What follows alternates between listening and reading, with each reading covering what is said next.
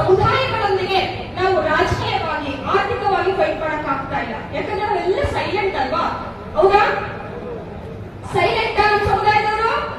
ಮತ್ತೆ ಸೈಲೆಂಟ್ ಅಂದ್ಮೇಲೆ ಮೀಸಲಾತಿನ ಕೇಳ್ಬೇಕಲ್ವಾ? ನಾವು ಕೇಳಿ ನಮ್ಮ ಸ್ಥಾನವನ್ನು ನಾವು ತಗೋಬೇಕಲ್ವಾ? ಈಗ ನೀವೇನಾದ್ರೆ ಹೋಗ್ಬೇಡ್ರಿ. ರಾಜ್ಯದಾದ್ಯಂತ